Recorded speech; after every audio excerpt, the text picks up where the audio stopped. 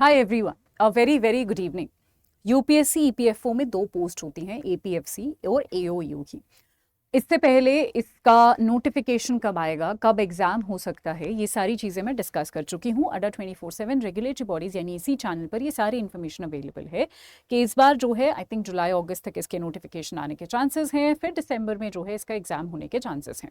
सो आपको कैसे accordingly prepare करना है, क्या इसका सिलेबस है, वो सारी चीज़ें और नोटिफिकेशन आएगा ज़रूर, सीट्स आएगी ज़रूर, क्योंकि रिक्वेजिशन सेंड हो चुकी है। आज के सेशन में हम समझने वाले हैं कि एपीएफसी और एओईओ की पोस्टिंग का क्या सिस्टम होता है और जॉब रोल क्या होता है, कि अगर आप इसके लिए प्रिपेयर करते हो तो आखिर आपको क्या करना पड़ेगा, ये हमें पता हो तभी हम प्रेपरेशन के लिए भी शुरू करेंगे। तो शुरू करते हैं आज का सेशन। बहुत बेसिक सा क्वेश्चन है बट बहुत इंपॉर्टेंट जानकारी होने वाली है। पहले हम एओईओ के साथ शुरू करते हैं। एनफोर्समेंट ऑफिसर और अकाउंट ऑफिसर जो है ये होते हैं, ये इसकी फुल फॉर्म है। इनका जो मेन रिस्पॉन्सिबिलिटी होता है, तो ये जो पूरा जो ईपीएफओ है ये बेसिकली पेंशन, पीएफ और इंश्योरेंस के साथ डील करता है। तो इन्हीं चीज़ों से रिलेटेड आपको प्रॉब्लम्स सॉल्व करनी पड़ेंगी या सर्व करना पड़ेगा देश को। इनकी जो मेजर रिस्पॉन्सिबिलिटी होती है वो ये इंश्योर करना होता है, ensure companies are properly following the EPF rules, की जो ईपीएफ रूल्स है, कंपनीज अलग अलग कंपनीज वो ईपीएफ रूल को अच्छी तरीके से फॉलो कर रही है। और ये भी चेक करते हैं वेदर जो एम्प्लॉयज हैं, जैसे मैं हूँ जो काम करती हूँ, are receiving PF benefit correctly and whether employers are depositing PF money on the time. ठीक है, तो जो भी अगर कोई एम्प्लॉय है वो पीएफ के जो भी फायदे हैं उसको ठीक तरीके से मिल रहे हैं, तो ये आपको इंश्योर करना होगा, आपकी ड्यूटी होने वाली है। तो डेली वर्क में क्या है, आपको अलग अलग कंपनी हो सकता है विजिट करना पड़े, आपको जो है फैक्ट्रीज विजिट करना पड़े, आपको अलग अलग ऑफिसेज इंस्पेक्शन के लिए विजिट करना पड़े, आपको जो है पीएफ कंप्लायंस रिकॉर्ड्स चेक करना पड़े, आपको जो है रिकवर पेंडिंग पीएफ देखने पड़े, ड्यूज वगैरह जो है वो सॉल्व करने पड़े, और भी कोई कंप्लेन है पीएफ से रिलेटेड वो सॉल्व करनी पड़े। ठीक है, हियरिंग्स, रिपोर्ट्स बनाना, ये भी तो थोड़ा ऑफिस वर्क है, थोड़ा फील्ड वर्क है, इस तरीके का ईओईओ का काम रहता है। ठीक है जी, सो ये आपको एक चीज ये हो गई। अब थोड़ा सा पोस्टिंग के बारे में बात कर लेते हैं। तो एओईओ की जनरली जो पोस्टिंग होती है वो रीजनल ऑफिसेज में या डिस्ट्रिक्ट ऑफिसेज में होती है। ठीक है, कॉमन जो पोजीशंस होती, जो पोस्टिंग्स होती हैं, जैसे फॉर एग्जांपल दिल्ली, मुंबई, बैंगलोर, चेन्नई, गुरुग्राम, पुणे, हैदराबाद, अहमदाबाद जैसी जगहों में होती है।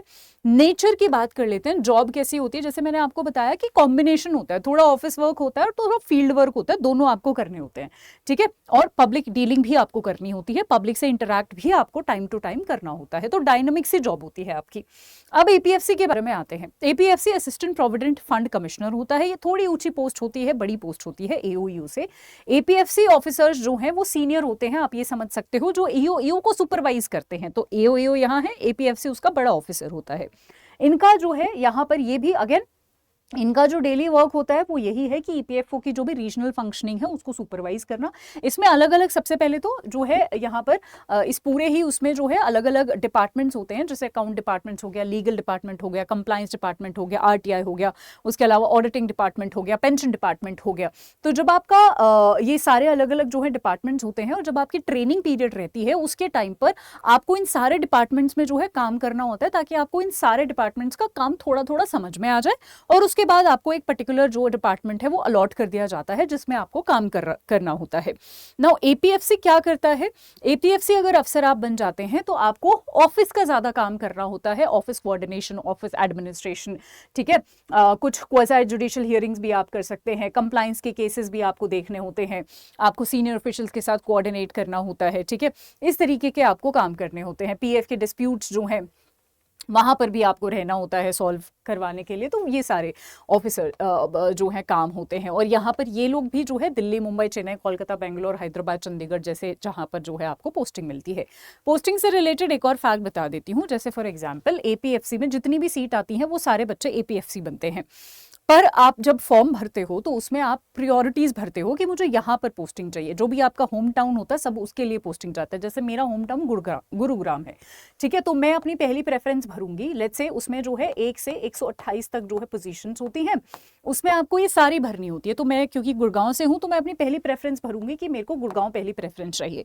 फिर अगर गुरुग्राम मुझे नहीं मिलता है तो लेट्स से मैं अपनी सेकंड प्रेफरेंस जो गुरुग्राम के पास है, लेट्स से कुछ भी, मैं हरियाणा में कोई जगह भर सकती हूँ, या लेट्स से मुझे चंडीगढ़ बहुत पसंद है, ठीक है, तो चंडीगढ़ में दूसरी भरती हूँ। ठीक है, तो ऐसे करके मुझे सारी प्रेफरेंसेस भरनी पड़ती है। अब मान लीजिए ये प्रेफरेंसेस कैसे मिलती है? ये रैंक के बेसिस पर मिलती है। किसकी फर्स्ट रैंक आई या किसी की 60वीं रैंक आई, डिपेंड करता है। अगर मेरी पहली रैंक आई तो मुझे पहली जो मेरी प्रेफरेंस जगह है वो मिल जाएगी। लेकिन मान लो मेरी 40वीं रैंक आई है, तो क्या मुझे गुरुग्राम मिल जाएगा? तब नहीं मिलेगा मुझे।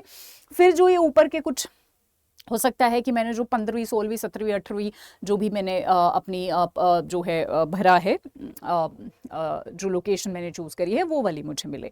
तो इसीलिए रैंक लाना बड़ा ज़रूरी होता है आपकी पोस्टिंग के लिए। आप जितना अपने घर के पास पोस्टिंग चाहते हैं, जनरली सभी वही चाहते हैं।